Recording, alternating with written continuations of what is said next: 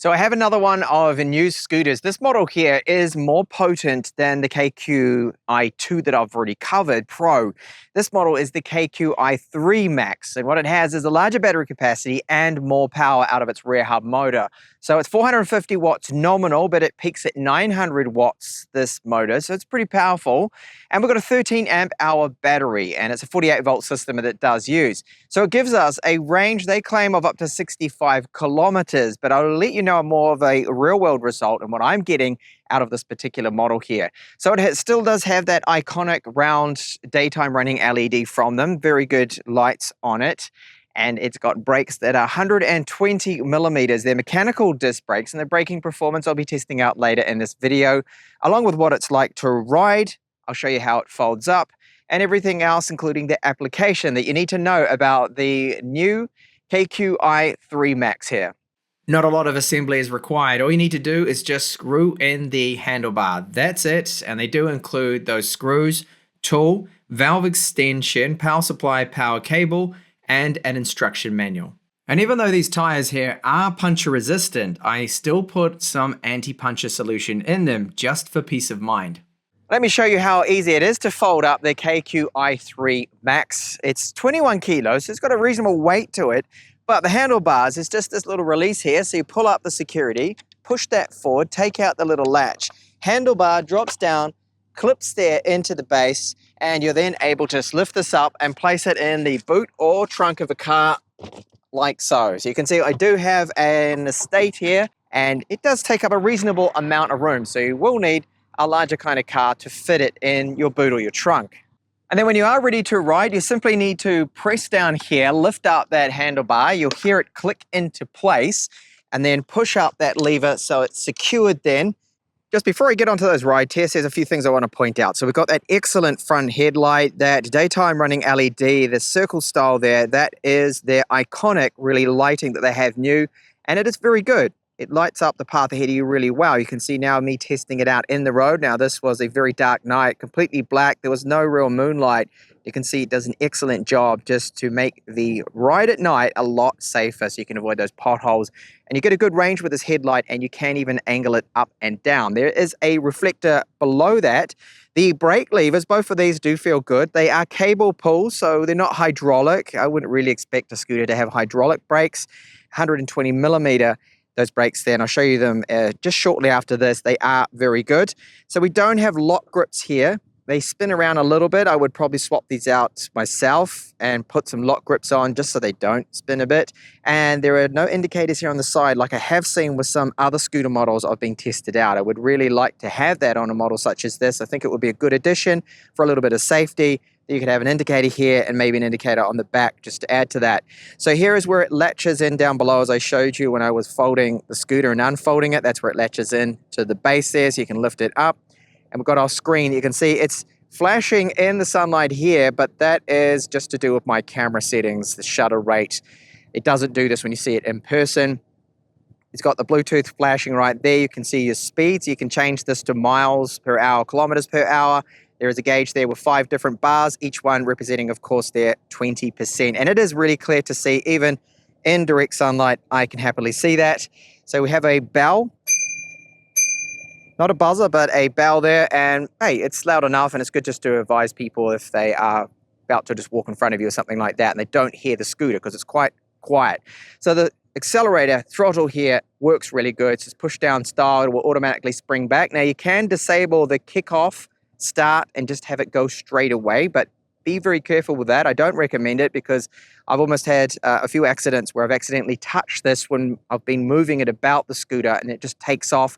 So I do recommend that you still have that kickoff first before then allowing yourself to accelerate. So we've got a lot of room here with our deck, plenty of room for my feet. They don't use grip tape, they use rubber here. Other brands use grip tape, which gives a little bit more traction, but long term the grip tape wears out a lot quicker than this rubber will, and the grip tape very hard to clean. With this I can just wipe down with a microfiber cloth. We have our front little disc brakes there. They are ventilated too as well, which is great to see there. And you can see the cable, of course, and good braking performance you'll see later on. Now these tires are from CST. They're 9.5 inches Nice and wide, a good tread pattern to them. Directional, we have the plastic mud guards. The kickstand does work well. Build quality is excellent, and I don't feel any play or flex where this folding mechanism is. It's very secure, solid, and I have not ever really thought about that coming loose by itself. I just don't think it's going to be possible at all. And this rear hub motor, so it's 450 watts, but it does peak at 900 watts, just for short bursts to help you with those climbs. Can handle 25-degree climbs, which is excellent. We've got side reflectors. So this part here, that is metal just along there. This here is plastic and painted silver. Makes it look pretty good, actually. I do like the look of it. And this is our charging port there, which does have a little gasket over it. So it's IP54, the KQi3 Max here. So you don't have to worry about getting a bit of water on it, some splashes and whatnot, because that will not affect it. No water should get into it. So you can ride this in the rain. However, that is a little bit dangerous and not really recommended.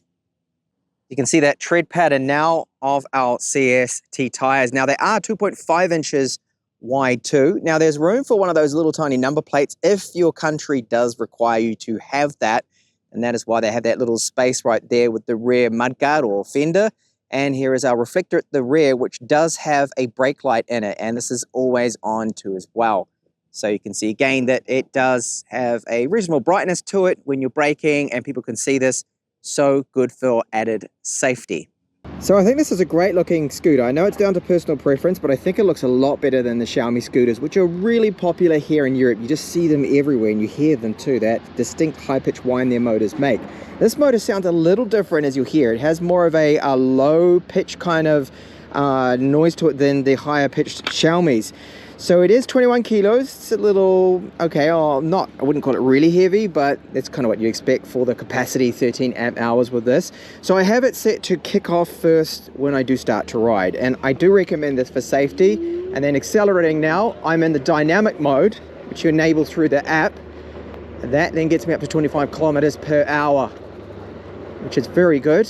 So you've got those other modes too as well. You've got e-saver, that's how you get that 65 kilometers. It will be a lot less the range. I find it's around 40 kilometers. Just give you a bit of a spoiler there in my testing so far. This is day 3 of me testing out the scooter and the second day of filming. So the ride is nice. That motor, don't really hear it until you get into the climbs, or just starting off you will hear it a little bit. Now the turning circle, just to talk a little bit about that, it's pretty good actually for a scooter. A lot of them, yeah, it's quite limited, but you can see you get a nice range here, more than you'd ever need, especially going at 25 kilometers per hour. And that's as far as it will go, the turning circle, but it is good.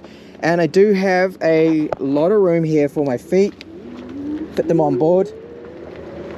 And if you accelerate and pull up the front of it, you can almost do like a little bit of a wheel stand. It does have that much power.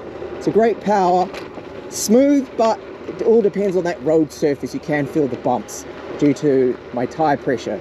So I have a little bit of rough terrain ahead just to test out what it's like. Now, we don't have suspension here with the KQi3 Max, but a little bit of rocks and stones and things, it can handle that.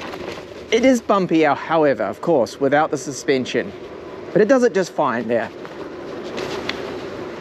25 kilometers per hour is our top speed.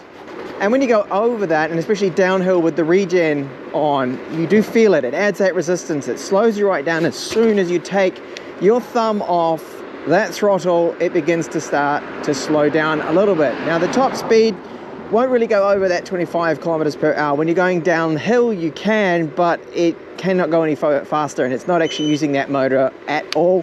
Of course, that beep, that is the cruise control again. And as per new, the climbing performance, well, it can handle 25 degrees, and that is what I'm tackling here, is about 20 to 25 degrees. It's a 450 watt motor, got a lot of climbing performance. This is just so good how this is handling this climb. So just about where this green part of the fence is where it's at its steepest. Dogs here aren't happy. I'm doing now 17 kilometers per hour, 16. But still really good. If this was some of those standard Xiaomi's that I've covered, Xiaomi eScooters, you have to start kicking and it's really annoying. but this is working just fine. Now I am in the dynamic mode too, by the way. So when you tap here just once, you swap the power modes. You can go from the e-save to the dynamic if you set that in the application. And then if you double tap, that turns on the front headlight, and triple will change your units there, kilometers per hour or miles per hour. Braking performance now. So we have mechanical disc brakes, regen braking, and you really do have 3 brakes because you've got the regen and the 2 disc brakes 120 millimeters. So from the white post, full emergency brake, which is actually just a little bit before the white post I started to brake. And those dogs are not happy. Dogs do not seem to like the high-pitched noises, the noises that these electric scooters do make there. But the braking performance, I'll just do another test at the end here. Really good with the scooter.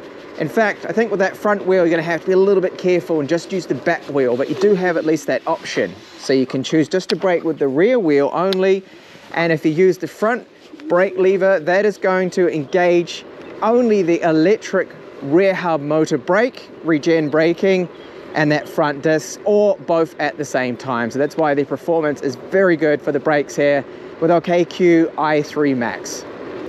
So along a smooth surface like right now, you notice how well it does roll with those 2.5-inch wide tires, not a problem.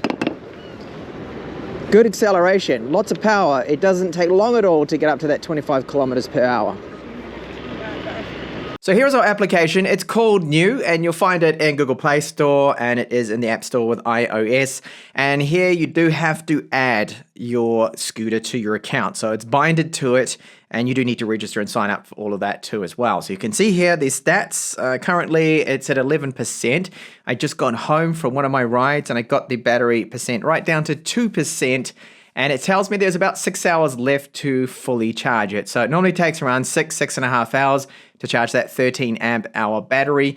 You get some of your ride stats right there. You have new links. So this is where you will go into it to customize your scooter here. So you can set the regenerative braking. I just keep it on medium. I think that's the best. Strong I found to be a little bit too strong. Even down some really steep hills, it does give you a lot of resistance, and it will recharge the battery, but only slightly. You just gain like 1% or something like that. It's not really a lot you get from the regenerative braking. Deactivate kick to start option, dynamic mode here, and you can put on the cruise control, or they call it auto cruise here. So those are the settings we do get. You've got your account. You can start rides through the app, and that would track it with GPS there too as well. What I like about it is it does give you an estimate of the range, but I do find this is a very high figure really compared to what you would get out of the actual range of it too. Now you can lock it here with the application as well, so you can lock it right down. So if someone moves it, whatever, it will start to beep. They won't be able to do anything, and that rear tire should be quite resistant, relatively locked up, so you can't just roll it down a hill and jump on top of it. Someone was trying to steal it. It's not going to be able to work out that well for them too. So there's a lot of good options in this, and you do have firmware updates, of which I've already applied one of them that I had to download. So let's talk about that range. In my testing, which I'm using the dynamic mode, and I'm doing 25 kilometers per hour. I think most people will realistically be doing that. I don't see a lot of people just riding around in the e-saver mode, unless you really need to use that because you need to travel a long distance or you have, well, hardly any battery left. I'm getting around 45 kilometers out of it. So that's about 20 short of their claim. And I never seem to be able to ever get those kind of claims with the scooters. Just like the Xiaomi scooters and other models that I've tested out, I don't seem to be able to get exactly what they say. And of course, they test in their conditions normally like it's a flat track. They'll have a rider that maybe weighs 50 kilos. I'm about 80 kilos at the moment. So those kind of factors, it's always going to vary a little bit in how many climbs you have, road surface, and your tire pressure. So I'm running about 40 PSI in these tires, a little firm, but that's to help there with the distance. And I did do a few test climbs and whatnot. So that's had a bit of an impact on the battery. You do see it drop off.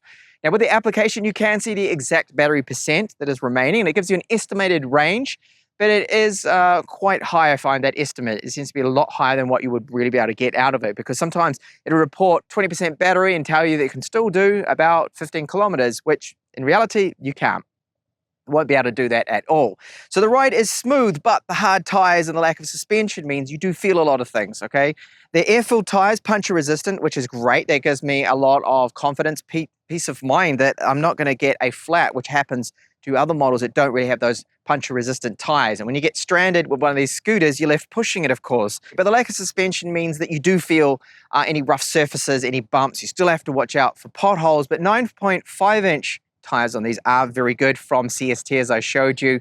And the way it collapses down, the build quality, the ride, and your top speed of 25 kilometers per hour, and an excellent front headlight. What I would have liked to have seen is side indicators too on the handlebars, but I guess we can't have everything with a scooter like this. So thank you so much for watching my review of the new KQi3 Max.